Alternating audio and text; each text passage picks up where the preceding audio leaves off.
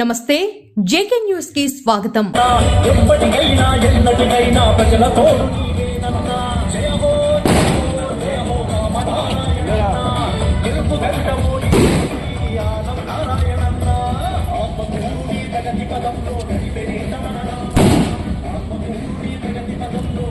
ఎన్నికల ప్రచారంలో సంగం మండలానికి రావడం జరిగింది. ఈరోజు ఉదయం నుంచి ఈ గ్రామాల్లో పర్యటిస్తూ వైఎస్ఆర్ కాంగ్రెస్ పార్టీ ప్రభుత్వం జగన్మోహన్ రెడ్డి ముఖ్యమంత్రిగా ఆయన వైఫల్యాలను వివరిస్తున్నప్పుడు ప్రజల్లో ఒక స్పందన ఉంది. వాస్తవాలు ఇవన్నీ. అన్ని విధాలా మోసపోయాం మేము. మమ్మల్ని మోసం చేసి 5 సంవత్సరాలు కాలం గడిపారు. ఏ రకమైన న్యాయం మాకు జరగలేదనే మాట ఇవాళ ప్రజల్లోంచి పెద్ద ఎత్తున స్పందిస్తూ ఉన్నారు. అలాగే తెలుగుదేశం పార్టీ చంద్రబాబు నాయుడు గారు ఇచ్చినటువంటి సూపర్ 6 ప్రణాళికను కూడా వివరించడం జరుగుతుంది. ఆ సూపర్ 6 ప్రణాళిక కూడా చాలా బాగుంది. ఈ సూపర్ 6 వల్ల మాకు ప్రయోజనం కలుగుతుంది అని చెప్పి ప్రజలు విశ్వసించడం జరుగుతుంది. మొత్తం మీద ఇక 18 రోజుల సమయం ఉంది ఎన్నికలకి.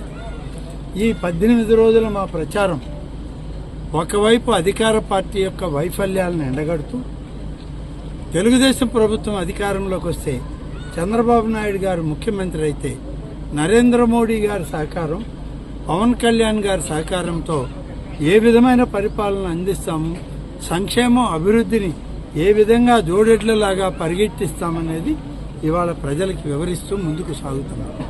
ప్రజలకి ఆ నమ్మకం ఉంది, మా పట్ల విశ్వాసం ఉంది. గతంలో నేను 5 సంవత్సరాలు ఇక్కడ ఆత్మకూరులో శాసనసభ్యుడిగా మంత్రిగా ఉండి ఎంత మేలు కలిగిందో వాళ్ళకి ఒకసారి వివరించినప్పుడు వాళ్ళల్లో అవి గుర్తు చేసుకుని మరి అభివృద్ధి అంటే అది కదా అనేటువంటి మాట చెప్పే పరిస్థితి.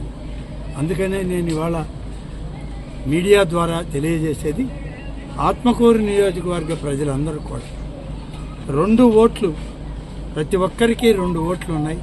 2 ఓట్లు కూడా సైకిల్ గుర్తుంటుంది. సైకిల్ గుర్తుకు ఓటేయండి. వేమిరెడ్డి ప్రభాకర్ రెడ్డిని పార్లమెంట్ అభ్యర్థిగా, అలాగే శాసనసభ అభ్యర్థిగా ఉన్న మమ్మల్ని ఇద్దరిని గెలిపించి మీకు సేవ చేసేటువంటి ఒక్క అవకాశం మాకు ఇవ్వండి అని చెప్పి కోరుతున్నాం. దానికి ప్రతిస్పందనగా ప్రజల దగ్గర నుంచి మంచి సంతోషకరమైనటువంటి ముఖాలతో వాళ్ళు మాకు ఆప్యాయంగా మీకు మేము సహాయంగా ఉంటాం, మేము సహకరిస్తామని చెప్పి వాగ్దానం చేస్తున్నాం.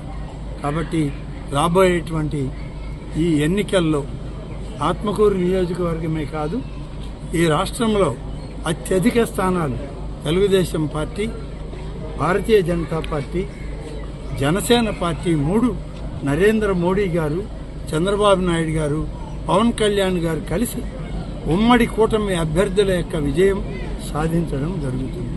భారతదేశంలో నరేంద్ర మోడీ గారు ప్రధానమంత్రిగా, ఆంధ్రప్రదేశ్లో చంద్రబాబు నాయుడు గారు ముఖ్యమంత్రిగా, వీరందరికీ అనుసంధానంగా పవన్ కళ్యాణ్ గారి సహచర్యంలో చెప్పిన మాట నిలబెట్టుకునే ప్రయత్నం మేమందరం కూడా చేస్తామన్న హామీ ఇస్తూ ప్రజల మన్నల్ని చూడగొనబోతున్నామని చెప్పి మీ అందరికీ కూడా తెలియజేస్తాం.